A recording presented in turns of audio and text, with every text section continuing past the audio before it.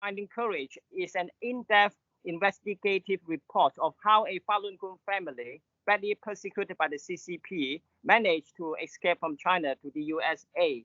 It's meticulously documented and profoundly touching. Here are my questions to you. First of all, why did you want to shoot Finding Courage after directing Hard to Believe?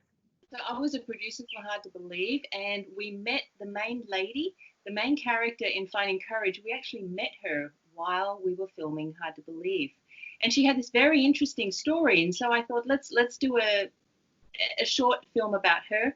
And as we started to interview her husband, he doesn't practice Falun Gong. Actually, many in her family don't practice Falun Gong. They started to help us get more information from China, and then we found other sources. We were able to get undercover footage of a labor camp in China, inside talking to a labor camp director.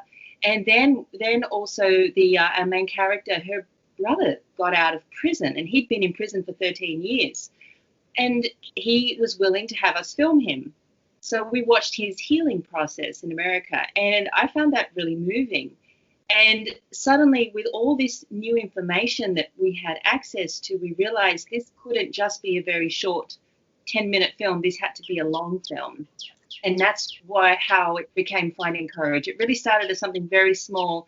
And because we got access to this amazing footage, we decided to turn it into a long film. And what action do you think the free world or Western countries should take in order to hold the CCP accountable for its terrible crimes against humanity, against Falun Gong, and against many other religions and dissidents? China's crimes, the Chinese Communist Party's crimes, reach out so far. We can see what's happened with the pandemic. We can see what's happened in Hong Kong last year, what's been going on with Falun Gong for the last 20 years, what's happening in Xinjiang. It is everywhere. So really, the West has to wake up to it. And that's why we need more information out there, like through these movies, through Finding Courage, and through news organizations like what you're doing. But people need to take a stand. And it really can be that simple as saying, we're not going to support that, and just really seeing through the CCP's lies, because they are lying again and again and again. And so we really shouldn't fall for that. When we see what's going in Hong Kong, we should be able to look through and try and find the truth, not just follow whatever the CCP says. And we're seeing that now with the pandemic. And I think a lot of people are starting to wake up. And I hope Finding Courage will help more people wake up.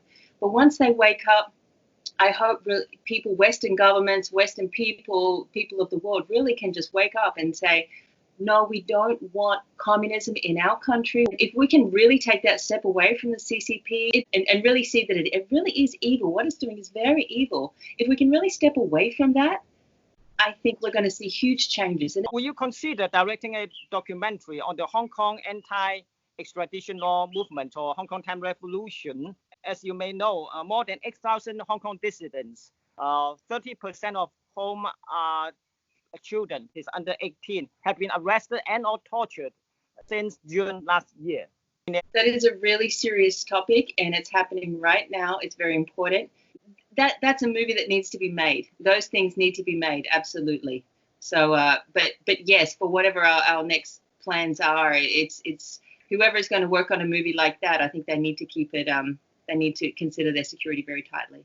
Why does your documentary, Finding Courage, claim that Falun Gong is a traditional way of self-improvement from the Buddhist school, when in Mr. Li Hongzhi's book, Turning the Wheel of Dharma, Buddhist symbols are mixed with Taoist symbols, and the first sentence of the book reads, Falun Gong is the creator's wisdom.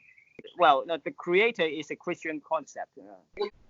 Oh, well, I guess if you're looking at religious concepts, creators, the creator, people will look at it differently. There's the creator, there's the Buddha, there's the Tao, and then some people say there's many gods, many Buddhas, many Taos. It really depends, I think, on your religious belief. We told the story of this woman, Ife Wang, and she told us her story, and we are presenting that story through the movie. We're not claiming anything. I respect Falun Gong, of course. Probably it's a kind of Buddhism, but it's unconventional. with respect. Anyway, talking about Yifei Wang, she said that they could relax in China very soon. Isn't this too optimistic? As pointed out by a former CCP propaganda official interviewed by you in the film, the CCP has so brainwashed people of China that most of them no longer have faith in anything except money and materialism. Don't you think that Yifei Wang may be too optimistic in her view about the future of Red China? Definitely, yes. I think she has a lot of optimism, and that gives a lot of hope and inspiration. It definitely inspired me to be able to tell this story and to want to tell this story, because there's a lot of sad stories that come out of China, and they can be told in ways that just make people want to cry. Whereas this story, Yifei Wang's story, has a lot of hope and optimism, and her family have survived hell because of their hope and strength and optimism. But there are the insiders, the former regime officials that we've interviewed in the movie, and many of them are not very hopeful at all. But then we also, myself, I have interviewed a lot of other people. One lawyer who saw the fall of the Berlin Wall in 1989. No one expected that to happen so quickly, and they instantly got a new government into place within a week or so, and things changed overnight. So when things happen, they can happen very quickly. As to when something's going to change in China, we don't know. I think we've got to have hope.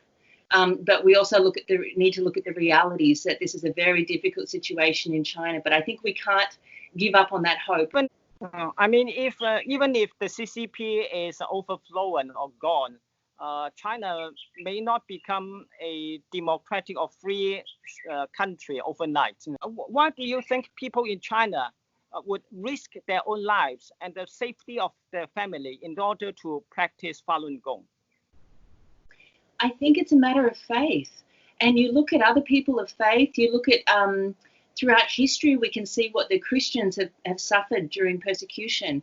And we can see what other religious practices in China, the Uyghur Muslims, the house Christians. Falun Gong is because the numbers are so high, so many people have been persecuted. But it's still a matter of faith.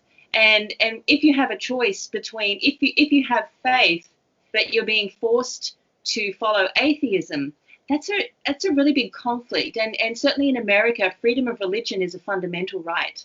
So, and for me, I grew up in a religious family, so it's very important for me to be able to have respect for my own faith and other people's faiths. So I living in the free world, I can understand that I would not want to have some form of communist government say you are not allowed to believe in anything. You must be atheist. I think I would rebel against that.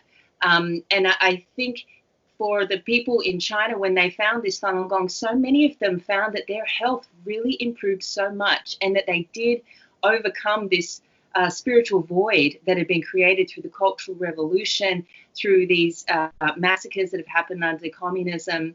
And they found that they were able to reconnect with their roots, with tradition, with spirituality, health, and they didn't want to let that go.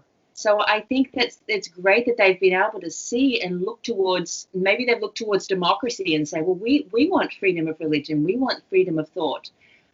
Maybe they just had that innately where they said, no, we really can't, we know this is good and we don't want to, basically as you know, under the CCP, you are told to say that black is white and white is black. And if something is good and you're being told to say it's bad, it's lying for yourself. It's going against your conscience. So many Falun Gong practitioners, many other people of faith, they don't want to go against their conscience. And that's a really difficult thing to do. But I think from the West, we should really applaud them and support them, because that's very important. Like what's going on in Hong Kong, people who are saying, no, this is not right. We really do need democracy. We really don't want to become part of communist China.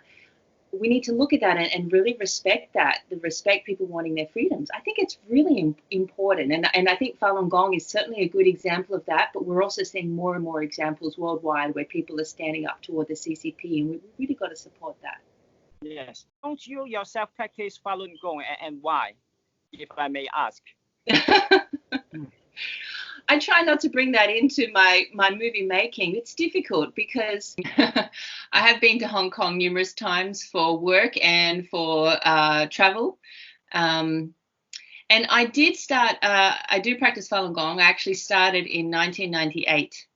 That was before the persecution began in China in 1999.